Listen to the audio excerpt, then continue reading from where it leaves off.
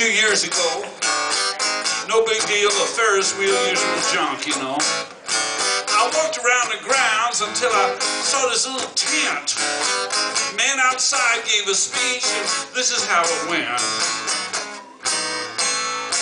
She walks, she talks, she crawls on her belly like a reptile.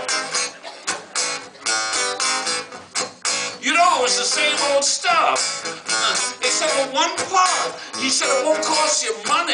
You got to pay with your heart. Oh, Sharon, what do you do to these men?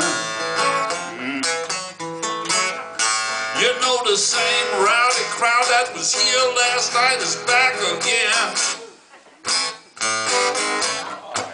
Of course, I went right inside and I searched around for a seat. The lights went low.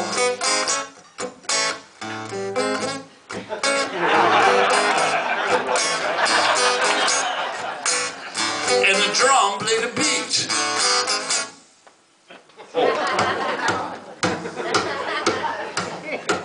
Then out come a girl, dressed in a scarf and a sneeze. She did a little dance that made me weak in the knees. She moved as if her back had no bone, whilst the ensemble performed a concertina entitled The Main Street Bone. It went something like this.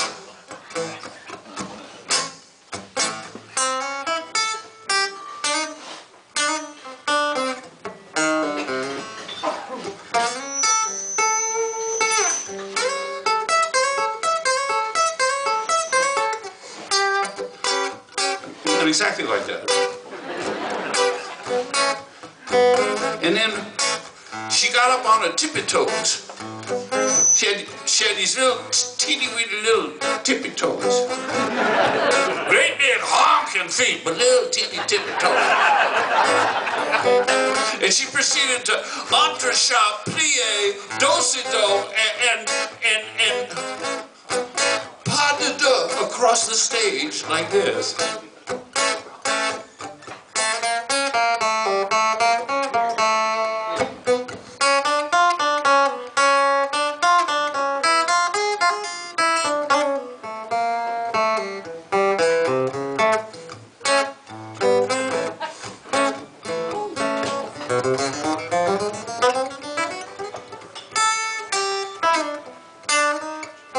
And then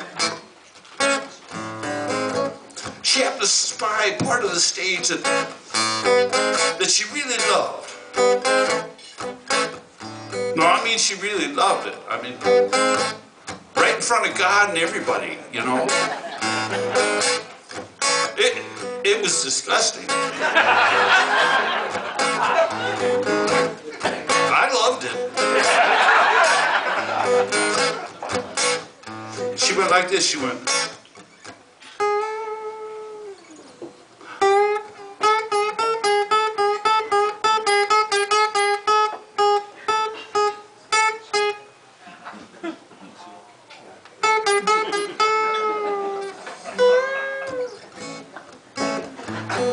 And then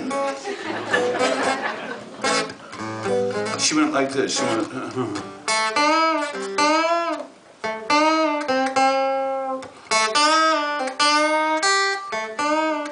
She went,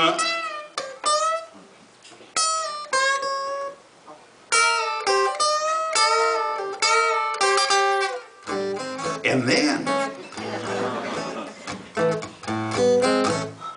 she went like this, she went, she went, she went.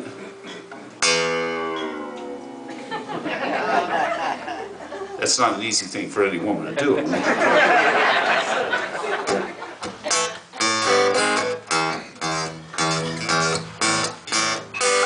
then she went like this, she went.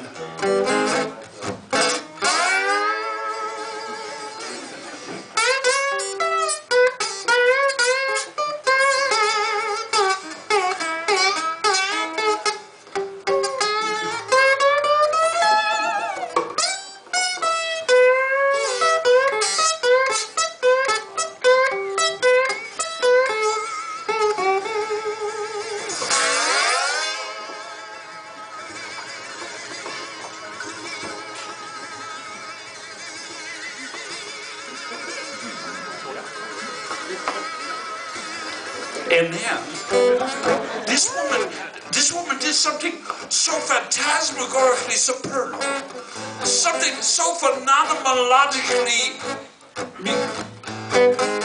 extrapolatory, something so municipally hirsute. Yeah. That to this very moment in time, I doubt the evidence of my own auricular organs. Because standing there alone upon the stage, at this point, clad merely in one flimsy sneeze, having discarded the scarf ages ago,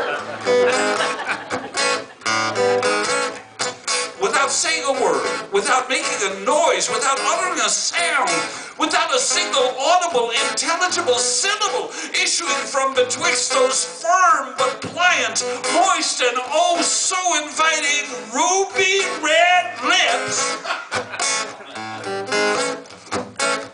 it seemed to me as though the very movements of her body were calling out my name. She went like this. She went,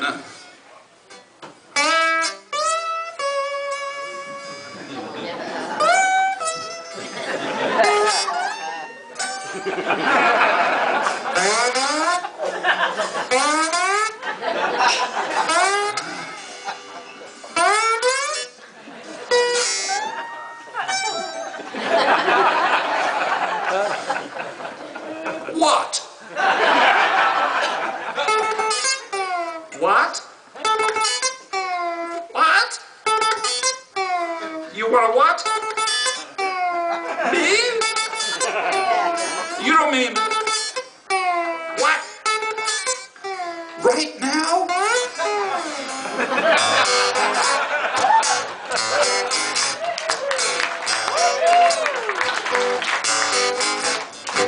And then she smiled a smile for the whole world to see.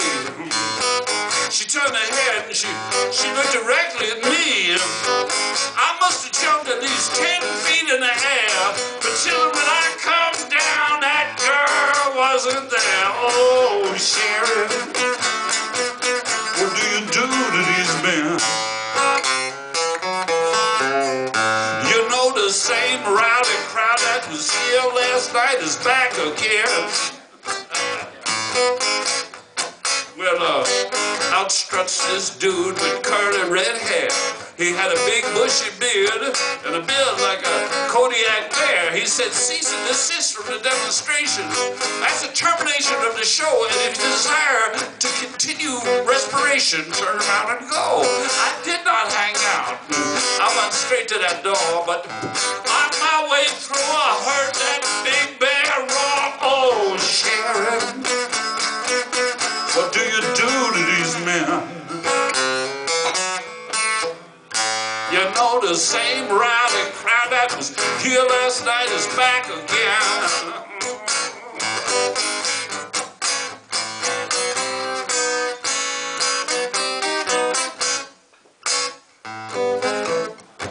Well, every day the show played in town, I was right there, just a couple steps ahead of that belligerent bear. And you know that it worked the way the man had predicted in his speech at the start, because when the carny left town, it took along a bunch of my heart, and I still get a pain up to the tip of my bone every time I hear a band play that Main Street moan. Oh, Sharon, what do you do to these men? You know the same rowdy crowd that was here last night is back again.